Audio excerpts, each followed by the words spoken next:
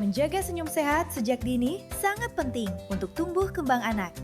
Kebiasaan ini mencakup perawatan gigi rutin, deteksi masalah mulut lebih awal, serta membangun kesehatan mental dan fisik melalui senyum yang lepas. Tersenyum secara lepas memicu hormon endorfin dan serotonin yang dapat membantu meredakan stres, menurunkan tekanan darah, dan membuat anak lebih ceria. Menyambut momen kenaikan kelas dan Hari Anak Nasional 2026, Klinik Pratama Karya Kasih memberikan promo diskon 10% untuk semua layanan gigi bagi anak yang berusia di bawah 13 tahun. Promo akan berlangsung mulai tanggal 2 Juni sampai 31 Juli 2026. Segera hubungi Klinik Pratama Karya Kasih agar anak-anak kita dapat tersenyum sehat sejak dini.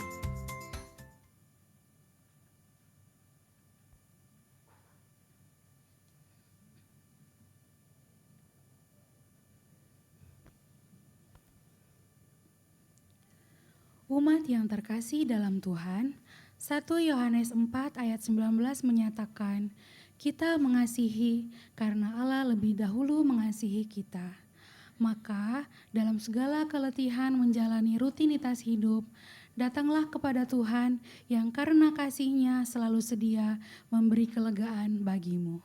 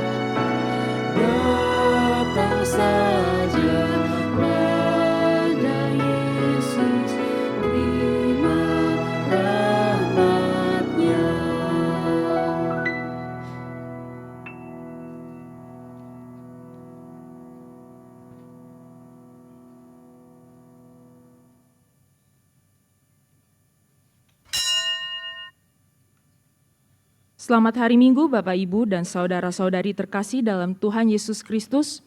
Selamat datang dan selamat beribadah di GKI Taman Aries. Dengan bersukacita, kami menyambut Bapak, Ibu, dan Saudara yang sudah mengaku percaya untuk mengambil bagian dalam perjamuan kudus pagi hari ini. Tema ibadah kita hari ini adalah kesetiaan segenap hidup. Firman Tuhan dan sakramen perjamuan kudus akan dilayangkan oleh Pendeta Hizkia Anugrah Gunawan. Warta seputar kegiatan gereja dapat kita simak melalui tayangan video berikut ini. GKI Taman Aries mempersembahkan seri cerita sahabat, sebuah refleksi singkat tentang keseharian yang siap menemani dan meneguhkan perjalanan iman jemaat sekalian yang dapat diikuti setiap bulan hari Senin, Minggu keempat, pukul 5 pagi melalui Spotify. Mari bersekutu dan bertumbuh bersama dalam iman melalui Growing in God dengan tema God in Mystery. Bagaimana Allah dipahami? Kita akan belajar pokok ajaran Kristen tentang pribadi Allah di tengah pergumulan umat abad 21. diadakan pada hari Selasa 7 Juli 2026 pukul 19.30 melalui Zoom. Growing together, growing in God, growing in community. Salam damai sejahtera untuk Oma, Opa, Ibu dan Bapak. Mari kita bersekutu di dalam ibadah rindu, riang dalam usia indah, yang akan diadakan pada hari Jumat 10 Juli 2026 pukul 10 pagi dengan tema Hidup Beriman Melawan Hawa Nafsu, dengan ayat pembimbing dari Yakobus 4 ayat 1 sampai dengan 10. Ibadah ini dilaksanakan secara tatap muka atau onsite di gedung gereja. Namun, dapat juga diikuti melalui YouTube. Kami menunggu kehadiran Oma, Opa, Bapak, dan Ibu semua. Sampai jumpa. Halo teman-teman, kelas katekisasi dibuka kembali. Yuk, mari daftar. Ditunggu ya. Setiap detik ada orang yang sedang bertahan hidup dan sangat membutuhkan kantong darah. Darah yang Anda donorkan adalah harapan dan nafas baru bagi kehidupan mereka. Mari berbagi kehidupan melalui aksi donor darah yang akan diadakan pada hari Minggu, 19 Juli 2026 mulai jam 9 pagi di Klinik Pratama Karya Kasih.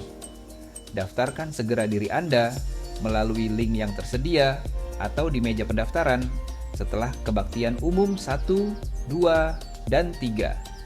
Selamat berbagi kehidupan. Dalam sebuah ibadah, tidak semua orang melayani di depan. Memang ada yang memimpin pujian dan ada yang memainkan musik. Namun ada juga yang melayani di balik layar. Mereka yang memastikan lirik dan firman tampil dengan jelas, mereka yang mengatur visual ibadah, dan mereka yang setia mendokumentasikan setiap momennya. Serta ada yang menyiapkan konten untuk menjangkau lebih banyak orang lagi. Pelayanan ini mungkin tidak selalu terlihat, namun percayalah, setiap detail memiliki arti.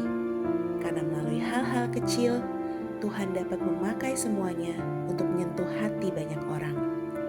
Kamu tidak harus sempurna, tidak harus berpengalaman. Yang dibutuhkan hanyalah hati yang mau belajar dan rindu untuk melayani. Setiap orang memiliki tempat pelayanannya masing-masing, dan mungkin tempat itu ada di sini. Bergabunglah bersama kami di tim NDC, New Media, Design and Communication GKI Taman Aries.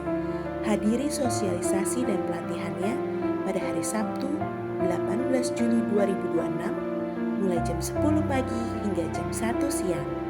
Mari kita melayani di bidang multimedia, konten dan kreatif, melayani lewat desain dan teknologi. Kami tunggu kehadiranmu. Demikian Warta Lisan hari ini. Keterangan selengkapnya dapat dilihat di Warta Jemaat. Mari kita siapkan hati untuk beribadah.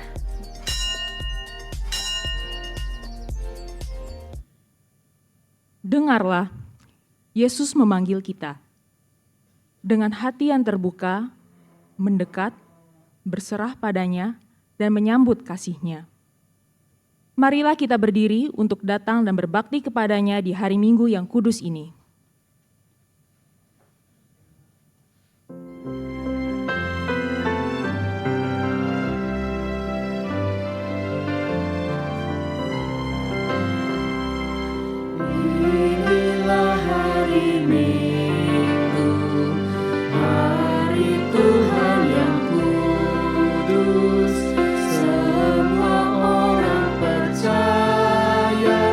Bergegas datang ke rumah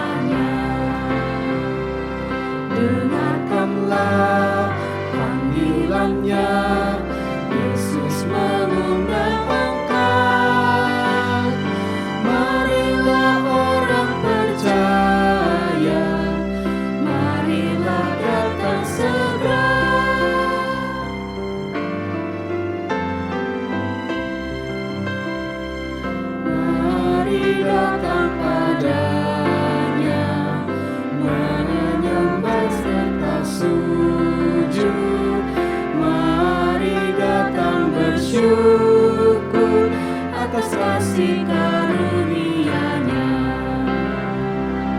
Dengarkanlah panggilan-Nya, Yesus mengundang engkau. Marilah orang percaya, marilah datang segera.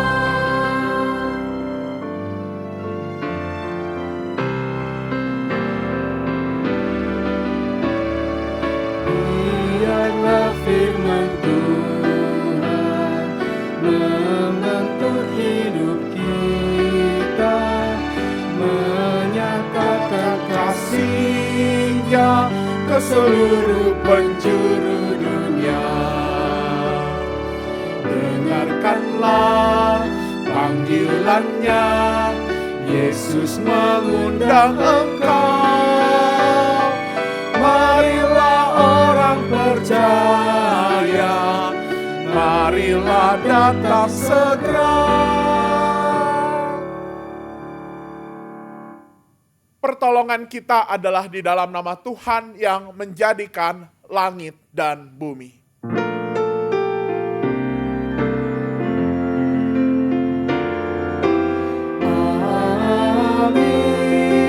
Amin, amin, amin, amin, Tuhan beserta saudara. Dan beserta saudara juga. Selamat pagi dan selamat hari Minggu Ibu Bapak dan Saudara semua. Ya, hari ini kita bersama-sama di minggu pertama bulan Juli, kita akan bersama-sama merayakan sakramen perjamuan kudus. Dan ini merupakan sakramen perjamuan kudus pertengahan tahun.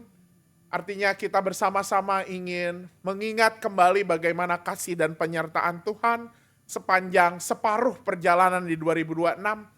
Tentu untuk kita bersama-sama melanjutkan perjalanan kita di tahun 2026. Dan Ibu Bapak dan Saudara semua ini kita rayakan karena kita percaya bahwa Allah kita begitu setia. Dan tentu kalau bicara soal kesetiaan Ibu Bapak dan Saudara semua, bukan hanya soal Allah yang setia, tetapi kita juga merayakannya ketika kita juga mau menjadi setia. Kesetiaan tentu banyak orang yang suka dengannya. Apalagi kalau kita juga memiliki pekerjaan, memiliki proyek penting, tentu kita memilih orang yang bukan hanya berkompeten, tetapi juga mereka yang memiliki kesetiaan. Dan inilah yang Abraham lakukan ketika mengutus hambanya Eliezer untuk mengurus dan mengatur pernikahan Ishak. Abraham mengenalnya sebagai hamba yang setia dalam melakukan tugas yang dipercayakan kepadanya. Maka Ibu Bapak dan Saudara semua, bagaimana dengan kita? Tuhan juga telah mempercayakan kita untuk berpartisipasi dalam karya keselamatannya. Sudahkah kita juga setia dalam mengerjakannya? Dan bagaimana kita bisa setia di tengah tantangan hidup yang tidak mudah? Inilah yang akan kita renungkan di ibadah kita pagi ini. Mari kita bersama-sama merendahkan diri di hadapan Tuhan. Mari kita berdoa. Bapa kami yang di surga, kami datang ke hadapan-Mu dengan ucapan syukur atas kasih dan penyertaan-Mu. Engkau adalah Tuhan yang setia dan sekali-kali tidak pernah meninggalkan kami dalam setiap keadaan. Ya Bapa, ampunilah kami atas ketidaksetiaan kami dalam menunaikan panggilan-Mu. Dalam keadaan sulit, terkadang kami goyah. Dalam pergumulan dan keraguan, kadang kami kehilangan iman. Ajarlah kami untuk tetap setia, meski keadaan tidak selalu baik. Mampukan kami untuk tetap berpegang pada tanggung jawab yang sudah Engkau percayakan kepada kami. Di dalam nama Tuhan Yesus, kami berdoa. Amin.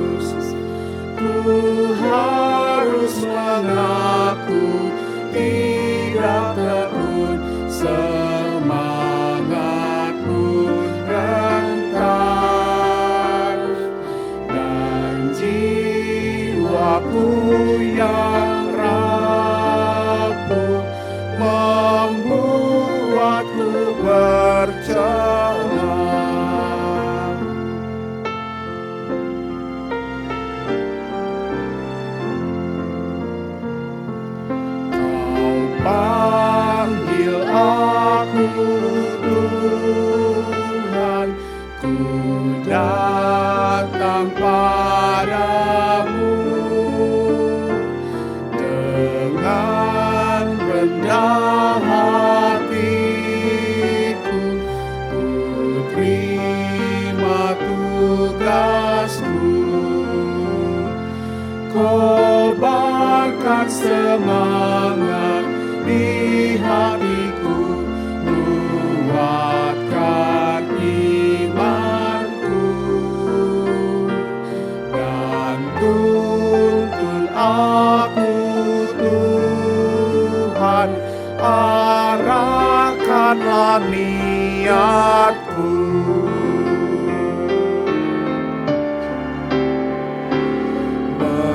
Menapak jalan Tuhan, meski letih lesu,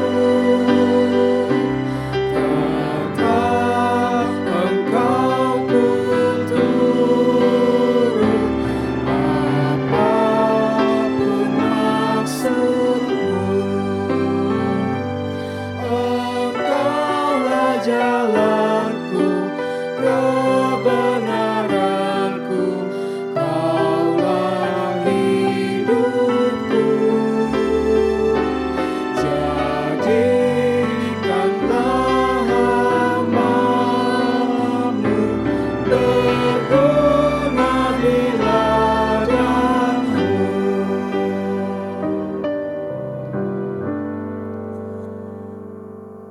Bagi kita yang telah mengaku dosa di hadapan Tuhan, dengarlah apa yang ditulis di dalam Mazmur 116 ayat 5-7.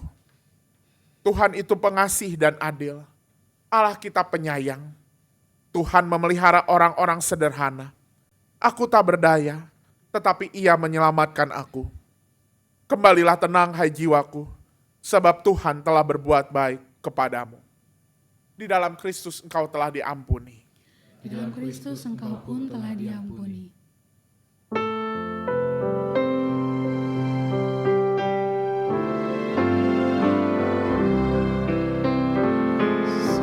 Setiamu Tuhanku tiada bertara, dikala suka di saat gelap. Kasih-Mu Allahku tidak berubah, Kaulah pelindung abadi tetap. Setiamu Tuhanku mengharu hatiku, setiap pagi bertambah jelas. Yang ku perlukan tetap Kau berikan, sehingga aku pun puas lemas.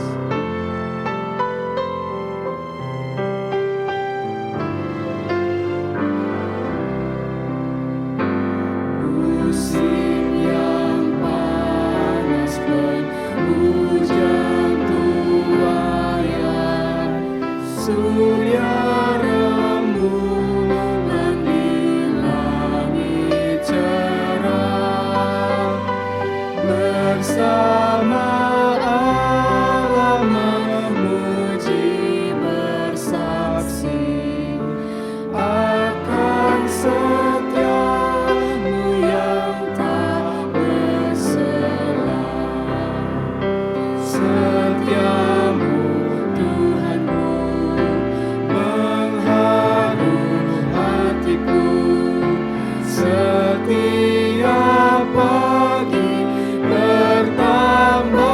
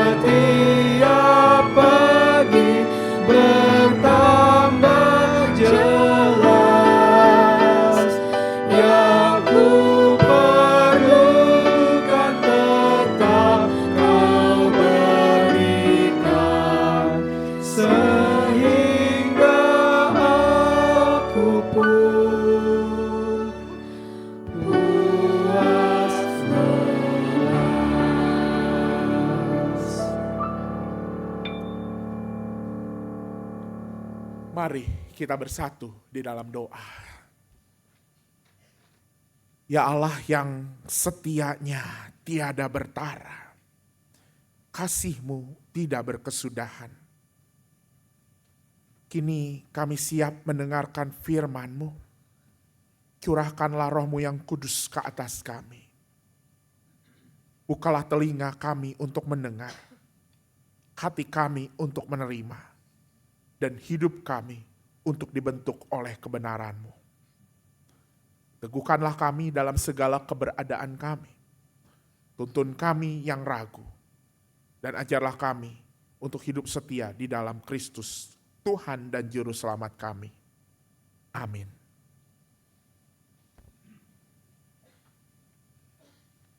Bacaan pertama menurut Kejadian 24 ayat 34 sampai dengan 38. Dilanjutkan ayat 42 sampai dengan 49 dan ayat 58 sampai 67. Lalu ia berkata, "Aku ini hamba Abraham. Tuhan sangat memberkati tuanku itu sehingga ia telah menjadi kaya. Tuhan telah memberikan kepadanya kambing, domba dan lembu, emas dan perak, budak laki-laki dan perempuan, unta dan keledai. Sarah, istri tuanku itu, di masa tuanya telah melahirkan anak laki-laki bagi tuanku itu. Kepada anaknya itu tuanku telah memberikan segala harta miliknya. Tuanku itu telah mengambil sumpahku, katanya, 'Engkau tidak akan mengambil untuk anakku seorang istri dari antara anak perempuan orang Kanaan yang negerinya kudiami ini, melainkan engkau harus pergi ke rumah ayahku dan kepada kaumku untuk mengambil seorang istri bagi anakku.' Hari ini aku sampai ke mata air tadi, dan aku berkata, 'Tuhan, Allah tuanku Abraham, jika engkau berkenan membuat perjalanan yang kutempuh ini berhasil, lihatlah, aku berdiri di dekat mata air ini. Kiranya terjadilah begini. Apabila seorang gadis datang keluar untuk menimba air, dan aku berkata kepadanya, "Tolong berikan aku minum air sedikit dari kendimu itu," dan ia menjawab kepadaku, "Minumlah, dan untuk unta-untamu pun akan kutimba air," maka dialah istri yang telah Tuhan tentukan bagi anak tuanku itu. Sebelum aku selesai berkata dalam hatiku, Ribka datang membawa kendi di atas bahunya dan turun ke mata air itu, lalu menimba air. Kataku kepadanya, "Tolong berikan aku minum." Ia segera menurunkan kendi itu dari atas bahunya, serta berkata, "Minumlah, dan unta-untamu juga akan kuberi minum." Lalu aku minum, dan unta-unta itu juga diberinya minum. Sesudah itu aku bertanya kepadanya, "Anak siapakah engkau?" Jawabnya, "Aku anak Betuel bin Nahor." Betuel itu dilahirkan Milka bagi Nahor. Lalu aku mengenakan anting-anting pada hidungnya dan gelang pada tangannya. Kemudian aku berlutut dan sujud menyembah Tuhan, serta memuji Tuhan, Allah tuanku Abraham, yang telah menuntun aku di jalan yang benar untuk mengambil anak perempuan saudara tuanku ini bagi anaknya. Sekarang, jika kamu mau menunjukkan kasih dan setia kepada tuanku itu, beritahukanlah kepadaku. Jika tidak, beritahukanlah juga kepadaku, supaya aku berpaling entah ke kanan atau ke kiri." Mereka pun memanggil Ribka dan berkata kepadanya, "Maukah engkau pergi bersama orang ini?" Jawabnya, "Aku mau." Lalu mereka mengizinkan Ribka, saudara mereka, dan inang pengasuhnya pergi bersama hamba Abraham dan orang-orangnya. Mereka memberkati Ribka, kata mereka kepadanya, "Saudara kami, kiranya engkau menjadi beribu-ribu banyaknya, dan keturunanmu menduduki kota-kota musuhnya. Lalu Ribka beserta hamba-hambanya perempuan bersiap-siap, dan mereka naik unta mengikuti orang itu. Demikianlah hamba itu membawa Ribka dan berjalan pulang. Sementara itu Ishak datang dari arah sumur Lahairoi. Ia tinggal di tanah Negeb. Menjelang senja, Ishak sedang keluar untuk berjalan-jalan di padang. Ketika ia melayangkan pandangnya, dilihatnya ada unta-unta datang. Ribka juga melayangkan pandangnya, dan ketika ia melihat Ishak, ia cepat-cepat turun dari untanya. Katanya kepada hamba itu, "Siapakah laki-laki itu yang berjalan di padang ke arah kita?" Jawab hamba itu, "Dialah tuanku." Ribka lalu mengambil cadar dan menutupi mukanya. Kemudian hamba itu menceritakan kepada Ishak semua yang dilakukannya. Lalu Ishak membawa Ribka ke kemah Sarah ibunya dan mengambil dia menjadi istrinya. Ishak pun mencintainya dan merasa terhibur setelah ibunya meninggal. Demikianlah sabda Tuhan. Syukur kepada Allah.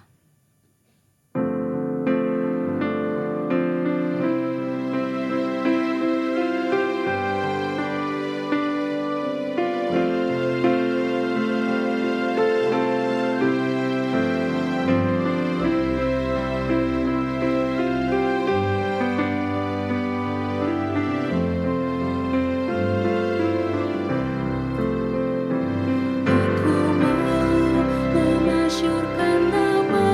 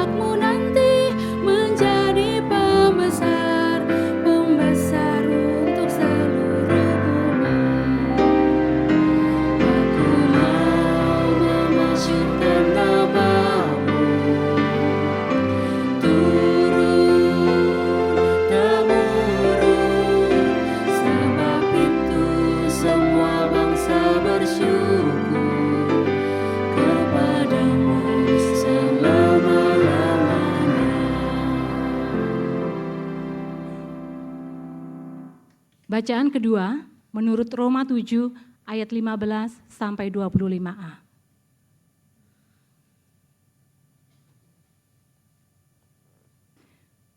Sebab apa yang aku lakukan, aku tidak tahu. Karena bukan apa yang aku kehendaki yang aku lakukan. Tetapi apa yang aku benci, itulah yang aku lakukan.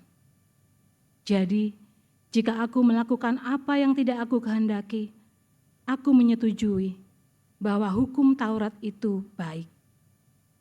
Kalau demikian, bukan aku lagi yang melakukannya, tetapi dosa yang menetap di dalam aku.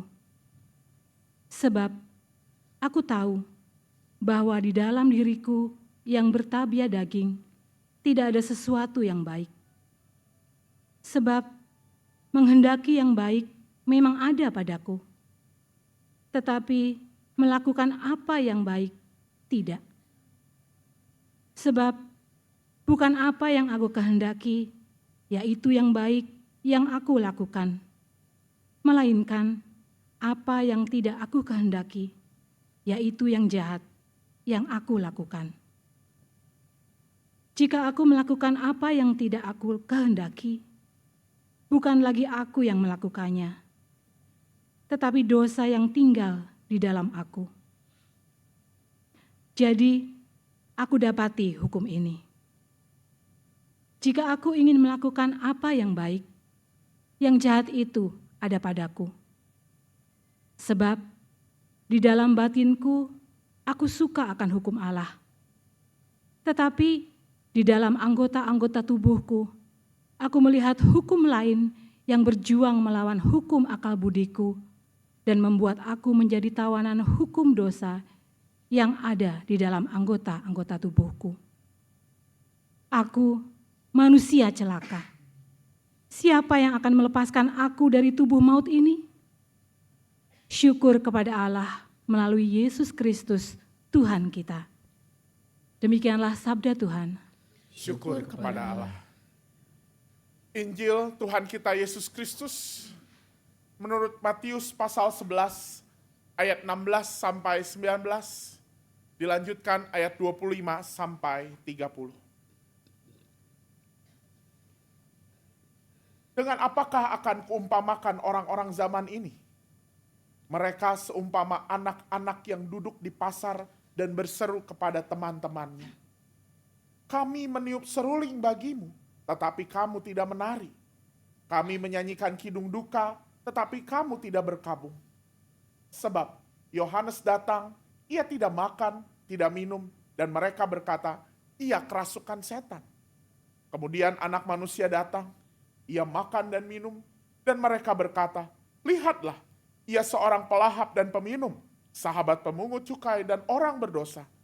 Namun hikmat itu dibenarkan oleh apa yang dikerjakannya.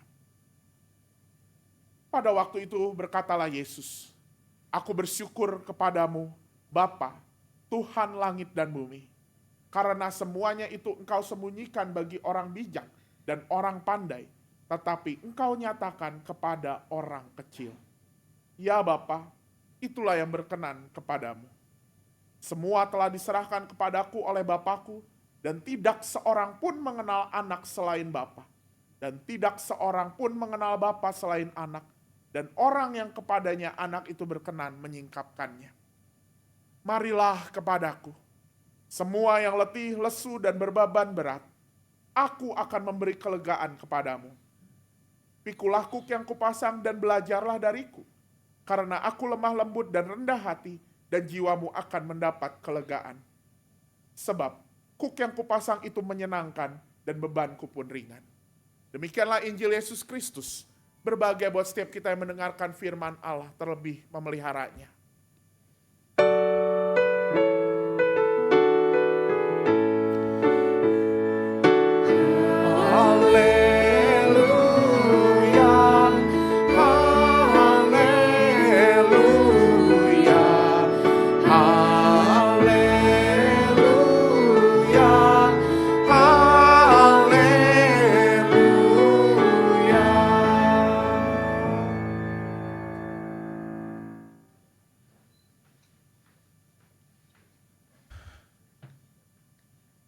Sampai pertengahan tahun 2026 ini setidaknya saya masih meyakini ibu bapak dan saudara semua bahwa kesetiaan adalah nilai luhur yang dipandang luhur oleh banyak orang di dunia, oleh bahkan setiap orang di dunia. Karena sampai hari ini ibu bapak dan saudara semua masih banyak orang yang punya harapan, ya punya keluarga, punya pasangan yang setia. Punya pekerja, karyawan, bagi yang punya perusahaan yang setia. Punya sahabat yang setia. Dan bahkan podcast-podcast ataupun video-video bagaimana mencari pasangan yang setia, bagaimana menjadi diri yang setia, masih banyak yang menonton, masih menjadi trending. Namun ibu bapak dan saudara semua, keantusiasan masyarakat memandang kesetiaan sebagai nilai luhur, saya renung-renung tampaknya justru memiliki kenyataan yang terbalik dengan apa yang terjadi secara nyata. Praktiknya, justru dunia ini semakin merasakan bahwa tampaknya nilai kesetiaan ini justru makin pudar. Makin banyak orang yang tidak berkomitmen untuk menjadi setia. Dalam sebuah penelitian gitu ya, termasuk dalam data yang ada di Badan Pusat Statistik, mulai dari kesetiaan dalam keluarga. Ternyata angka perceraian di tahun 2024 masih ada di angka 399 ribuan, dan kemudian bertambah di tahun 2025 menjadi sekitar 430 ribu pasangan yang bercerai. Itu yang tercatat.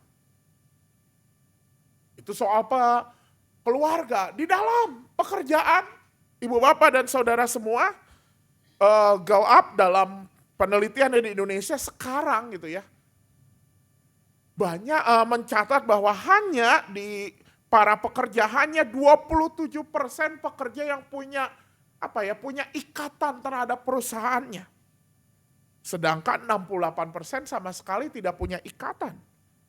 Dan bahkan 5% sama sekali tidak sama sekali begitu cepat berganti. Bahkan ada penelitian juga yang mengatakan rata-rata orang yang gak punya engagement sama sekali 9 bulan sekali pindah tempat pekerjaan. Makanya kalau sekarang kayak jarang ya kita mendengar berapa tahun bekerja, kayak Pak Kris, berapa tahun Pak Kris bekerja di perusahaan? Hampir 40 ya. 48 tahun coba.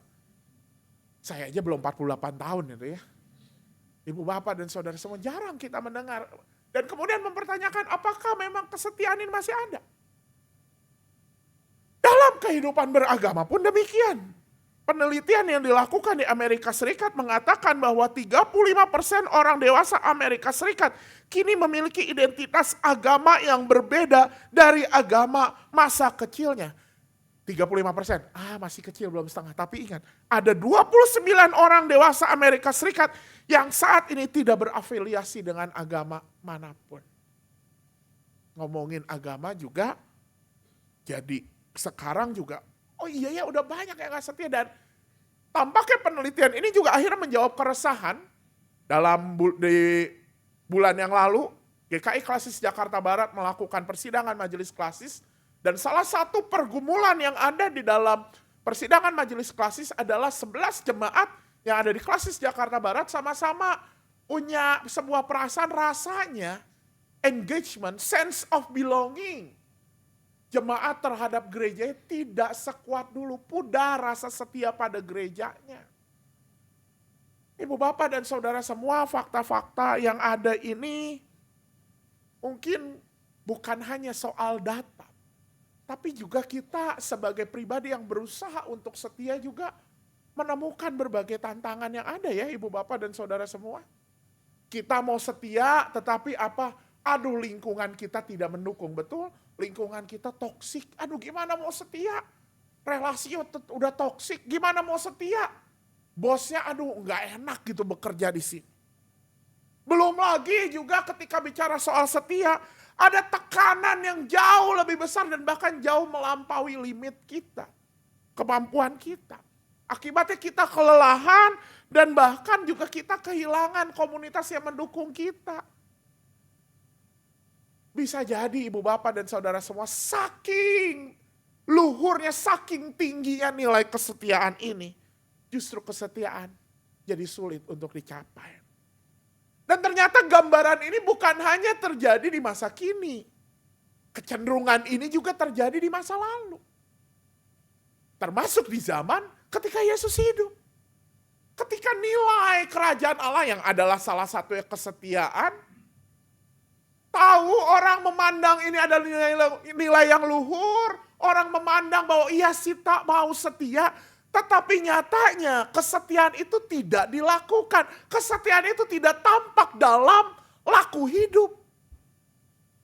Itulah sebabnya Yesus di dalam bacaan Injil kita hari ini menggambarkan generasi yang ada di zaman itu seperti ada seruling yang bernyanyi tetapi orang tidak bergoyang. Ada kidung duka yang dilantunkan tetapi orang tidak berduka. Seolah ada nilai luhur ini tetapi orang tidak melakukannya, orang tidak menggerakkannya. Dan itu juga terjadi di zaman Paulus, enggak hanya berhenti ketika di zaman Yesus.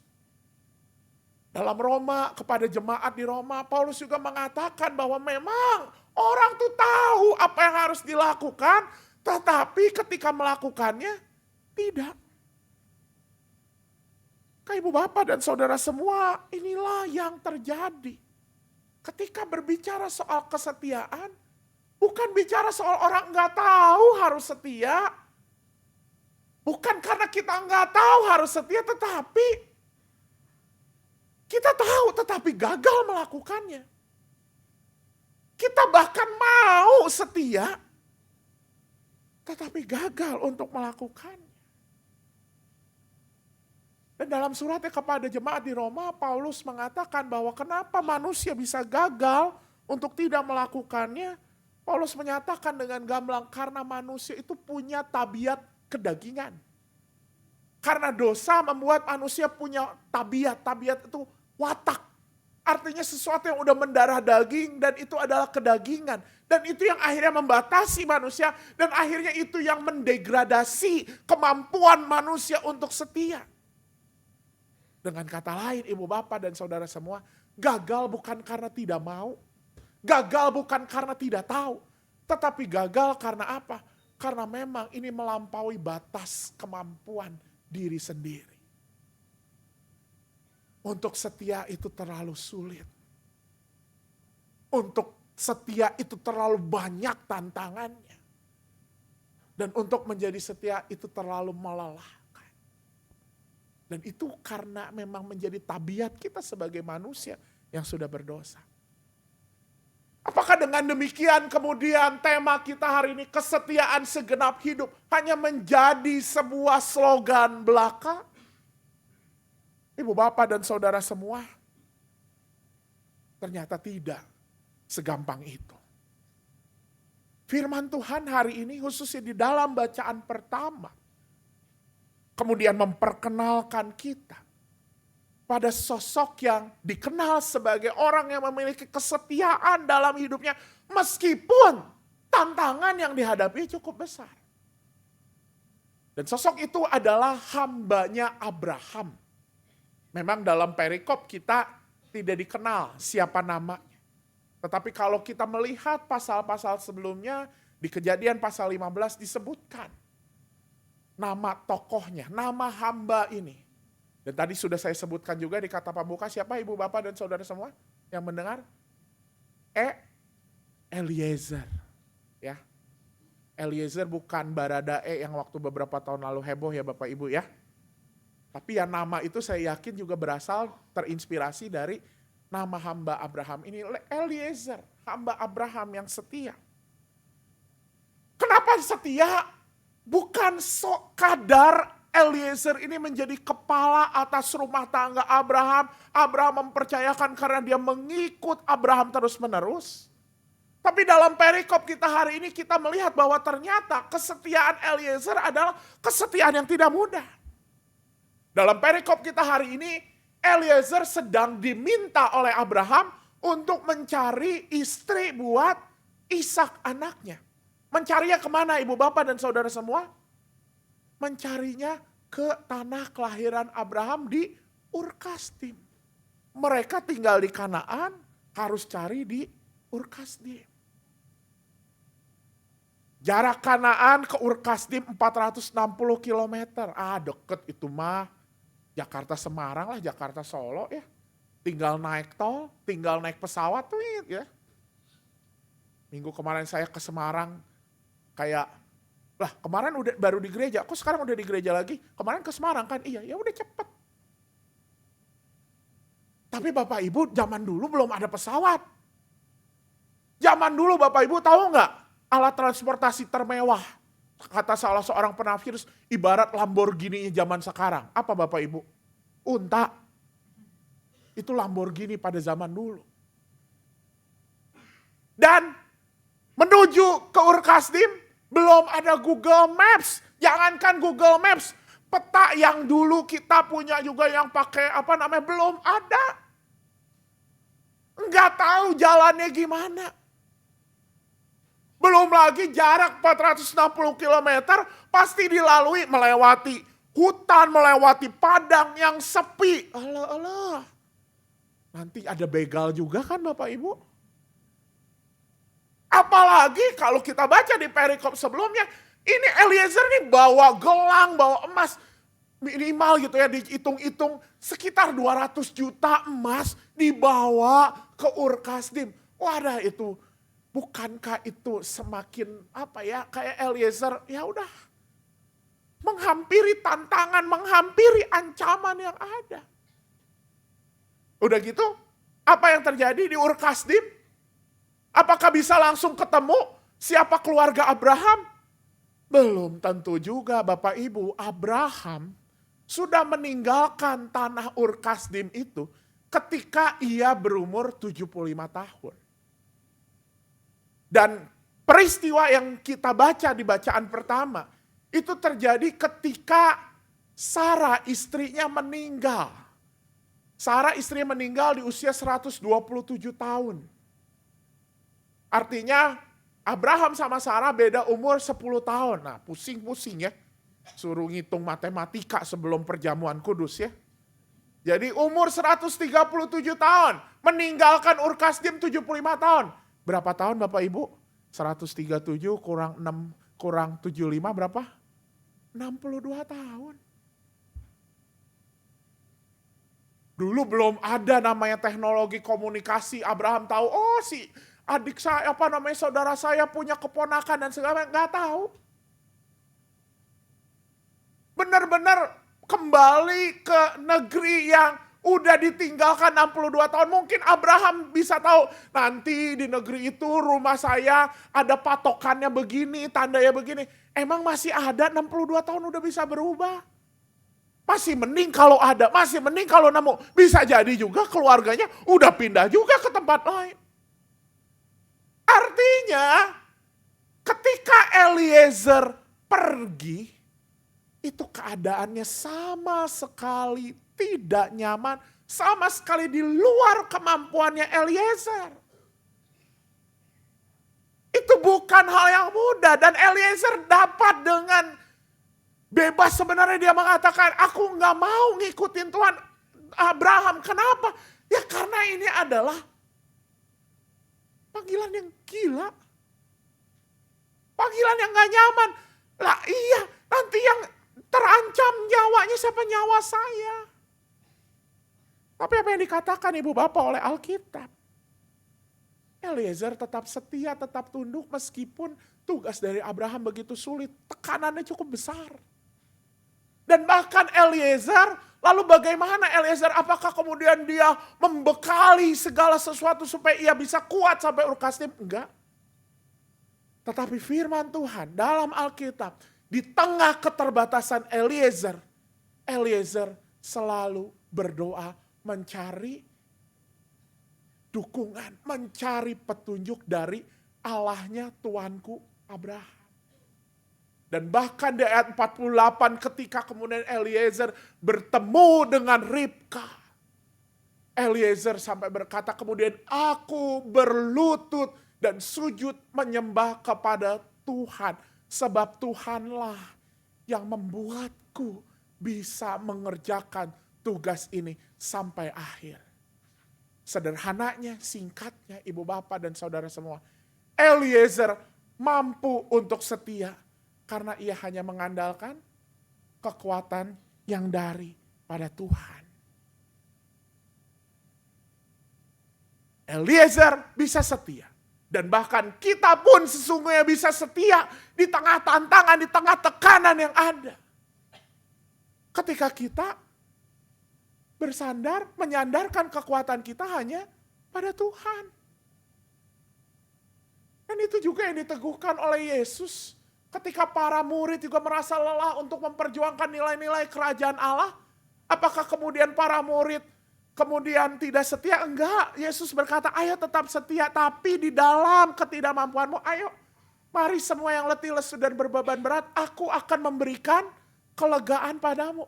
Apa kelegaan yang diberikan oleh Tuhan Yesus? Bukan mengangkat kuk yang dipasang, bukan mengangkat beban, tapi apa? Pakailah kuk yang kupasang, yuk kita bersama-sama. Ada kekuatan yang datangnya dari Tuhan. Dan itu juga yang disampaikan oleh Paulus kepada jemaat di Roma ketika engkau punya kesulitan untuk melawan tabiat dagingmu. Dikatakan syukur kepada Allah hanya melalui Yesus Kristus Tuhan kita.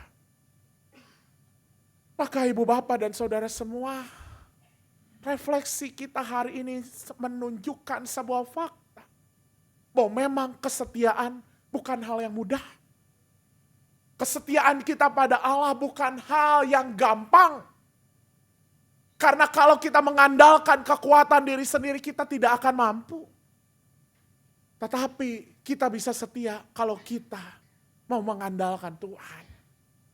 Kesetiaan segenap hidup bukanlah panggilan untuk kita membuat diri kita kuat, membuat diri kita enggak pernah goyah, membuat diri kita enggak pernah ragu, membuat diri kita sempurna. Bukan. Tapi kesetiaan segenap hidup adalah bicara hidup yang selalu dituntun, dibebaskan, dan dilegakan oleh Kristus. Maka ibu bapak dan saudara semua, di dalam kerinduan kita untuk memiliki kesetiaan dalam segenap hidup, maka hari ini kita diingatkan untuk terus mengandalkan Tuhan, untuk terus mengandalkan kekuatan dari Tuhan. Maka bagaimana caranya? Yang pertama, jangan pernah mengandalkan kekuatan sendiri. Mungkin ada di antara kita saat ini yang sedang berusaha untuk saya pengen setia dalam hal apapun. Tapi kok ketika saya mencoba setia, saya gagal lagi. Jatuh lagi. Mungkin hari ini kita sedang berusaha untuk setia, tapi saya udah sampai titik lelah, Pak. Dan bahkan saya udah sampai titik putus asa. Ya udahlah, saya melakukan kedagingan ini, ya bingung. Ibu bapak dan saudara semua, di dalam kondisi itu, percayalah bahwa Tuhan tidak kemudian datang untuk menghakimi, untuk mempersalahkan kita. Meja perjamuan kudus yang hari ini telah tersedia, justru menjadi tanda bahwa justru Tuhan mengundang kita, memanggil kita untuk ada di dalam meja perjamuan itu. Tuhan membuka tangannya untuk mengatakan, mari semua yang letih lesu dan berbeban berat, aku akan memberikan kelegaan padamu. Ketika kita tidak setia, Allah tetap setia.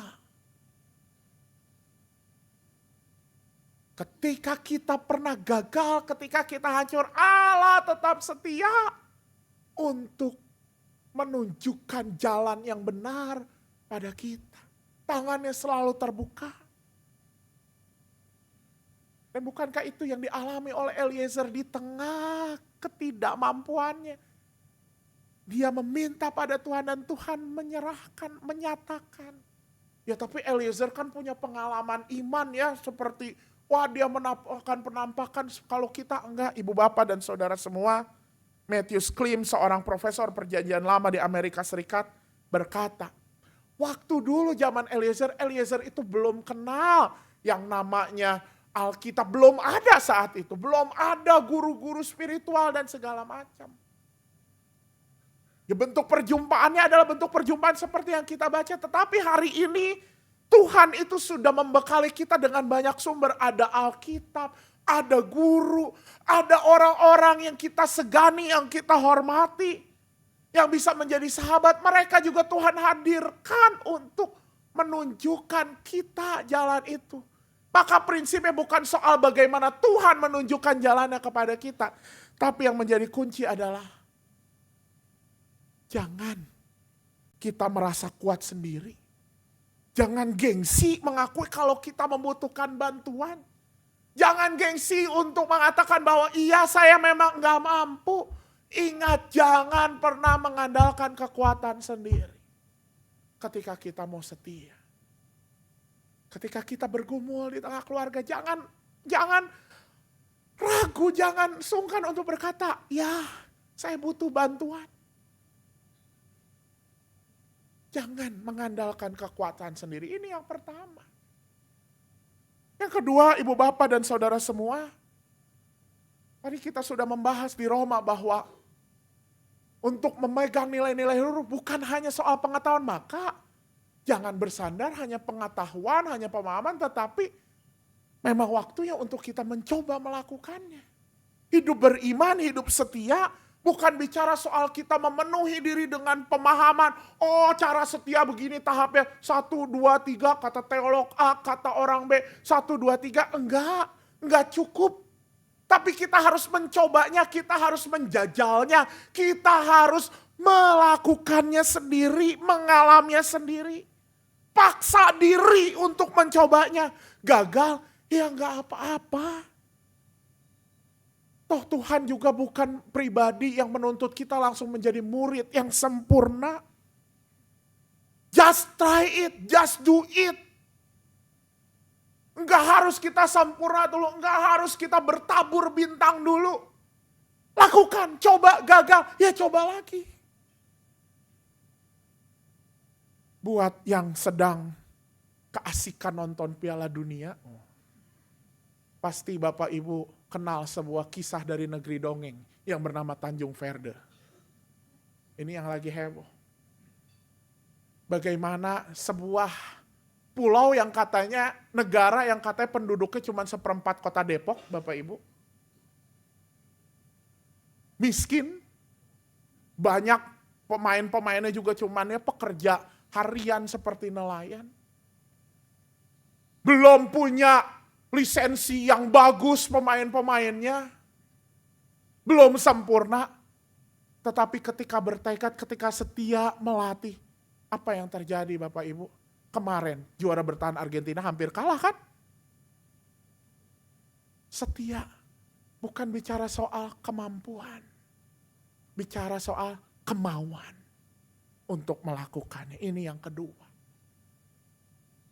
Dan yang ketiga, Ibu Bapak, kita juga melihat bagaimana kok Eliezer bisa sih setia. Jangan-jangan memang Eliezer juga setia karena siapa? Karena belajar dari Tuhannya sendiri, dari Abraham. Ya. Eliezer ada di tengah, dia punya teladan, dia hidup bersama Abraham. Maka ketika kita mau setia juga, jangan pernah berjuang sendirian. Kita butuh orang lain. Kita butuh komunitas.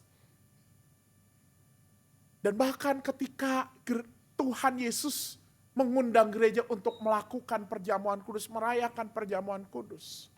Mengundang semua orang. Dan bahkan ibu bapak dan saudara semua dalam tata gereja GKI saat ini, mereka yang berdosa, mereka yang ada dalam penggebaran khusus pun layak diundang dalam perjamuan kudus. Semata-mata mau bicara apa?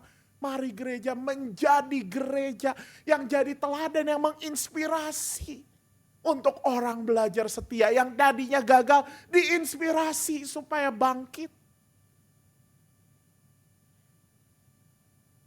Dan inilah panggilan kita untuk setia. Bukan hanya kemudian menuntut orang lain untuk setia, tapi mari kita juga jadi teladan kesetiaan itu. Maka ibu bapak dan saudara semua, Inilah undangan kita pada hari ini. Kesetiaan segenap hidup. Marilah kita setia, bukan karena kita kuat dan mampu, tetapi saat kita terus menyandarkan diri pada Tuhan semata. Amin.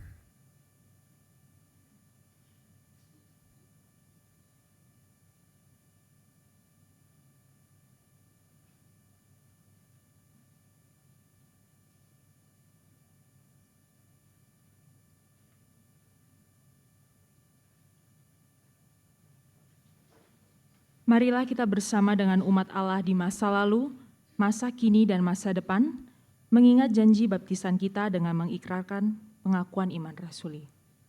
Aku percaya kepada Allah, Bapa yang Maha Kuasa, Khalik langit dan bumi, dan kepada Yesus Kristus, anaknya yang tunggal Tuhan kita, yang dikandung dari Roh Kudus, lahir dari anak darah Maria, yang menderita sengsara di bawah pemerintahan Pontius Pilatus, disalibkan, mati dan dikuburkan, turun ke dalam kerajaan maut.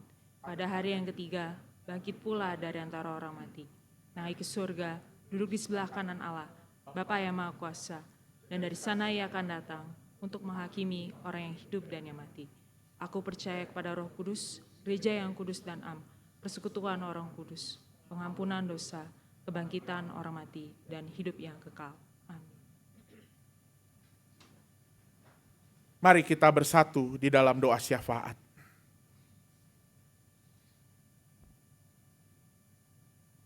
Allah kami yang setia, kami datang dalam teduh hadirat-Mu.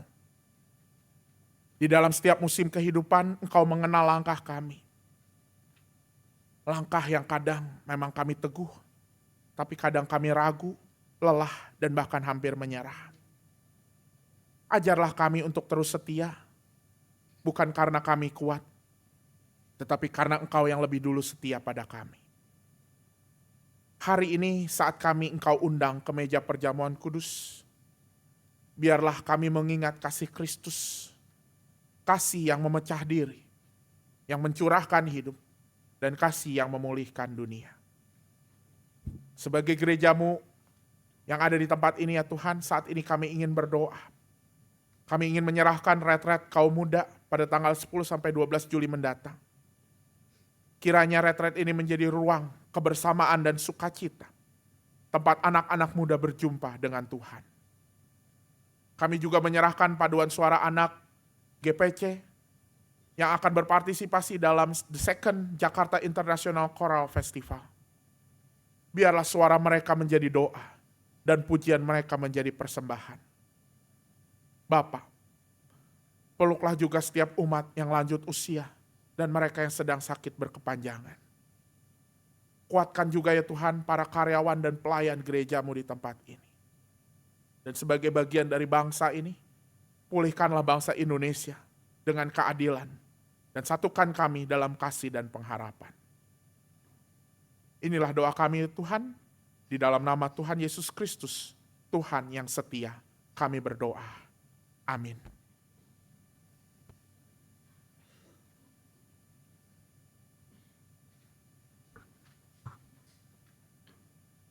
Karena kita adalah milik kepunyaannya, Dia rela menderita dan mati bagi kita, sehingga kita boleh menikmati karya keselamatannya sampai hari ini. Maka patutlah kita mengucap syukur atas kasih dan kebaikannya Tuhan pada kita, seperti yang dinyatakan dalam Roma 12 ayat 1. Karena itu saudara-saudara, demi kemurahan Allah, aku menasihati kamu, supaya kamu mempersembahkan tubuhmu sebagai persembahan yang hidup, yang kudus, dan yang berkenan kepada Allah. Itu adalah ibadahmu yang sejati. Dengan penuh sukacita, marilah kita bawa persembahan syukur mingguan atau persembahan perjamuan kudus dengan cara mengirimkannya melalui rekening GKI Taman Aries atau dengan scan kris dengan kode 00 untuk persembahan minggu dan kode 02 untuk persembahan perjamuan kudus, atau dengan memasukkan amplop persembahan mingguan yang berwarna hijau di kantong persembahan berwarna hitam dan amplop persembahan perjamuan kudus yang berwarna coklat di kantong berwarna putih.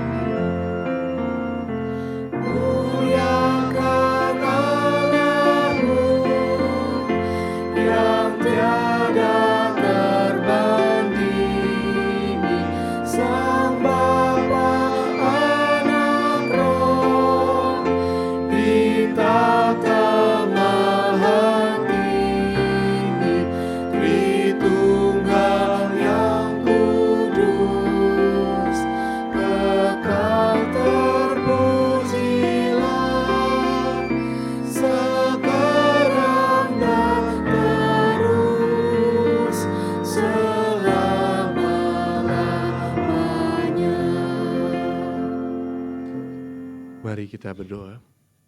Ya Tuhan, kami bersyukur sebab karya penyelamatanmu saat Engkau menyerahkan tubuhmu dan mencurahkan darahmu. Ini telah membuat kami hidup dan merasakan kasih Tuhan yang begitu berlimpah. Saat ini kami menyerahkan persembahan syukur sekaligus menyambut undanganmu untuk berpartisipasi di meja perjamuan kudus.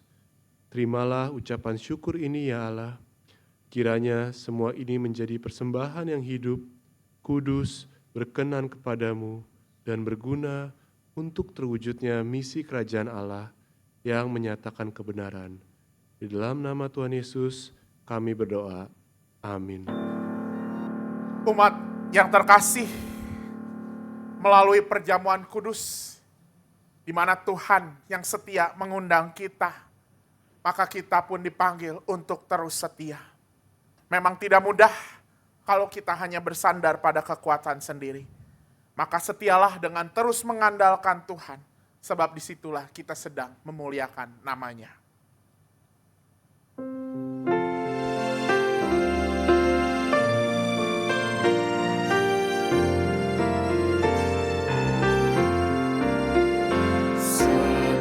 Setialah, setialah selama hidupmu, ikuti jalan Tuhanmu dengan tetap teguh, meski penuh derita di dalam dunia, tetapi jangan kau gentar, tetap setialah.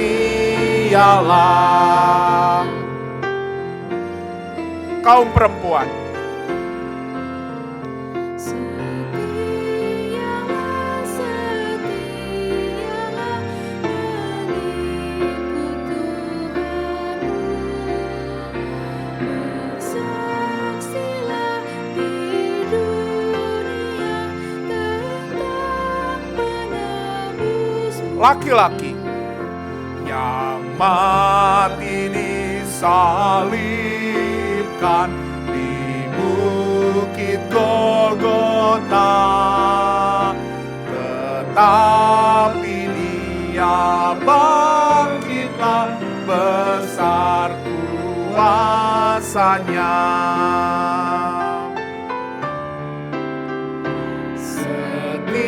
Setialah, setialah menjadi hamba-Nya, meski besar rintanganmu, tetap percayalah, selalu kau dibimbing ke air yang tenang, kelak mahkota milikmu di sorga yang terang. Maka arahkanlah hatimu kepada Tuhan. Kami mengarahkan hati kami kepada Tuhan. Jadilah saksi Kristus. Syukur kepada Allah, Terpujilah Tuhan. kini dan selamanya. Tuhan memberkati engkau dan melindungi engkau. Tuhan menyinari engkau dengan wajah-Nya dan memberi engkau kasih karunia. Tuhan menghadapkan wajah-Nya kepadamu dan memberi engkau damai sejahtera.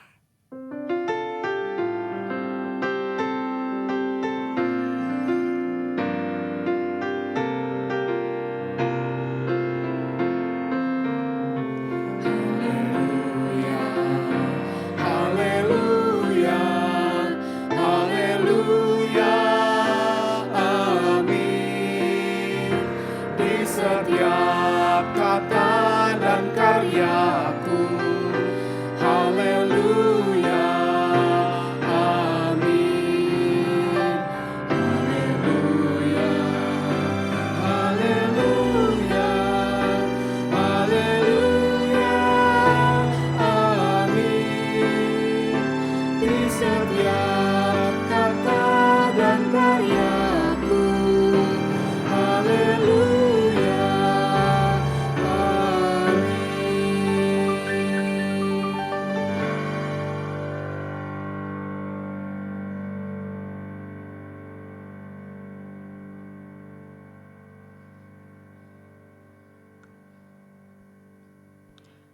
Bapak, Ibu, dan saudara-saudara terkasih dalam Tuhan Yesus, ibadah telah selesai. Kiranya kita dimampukan hidup sebagai anak Tuhan dan meneladani kasih setia-Nya. Selamat hari Minggu, Tuhan Yesus memberkati.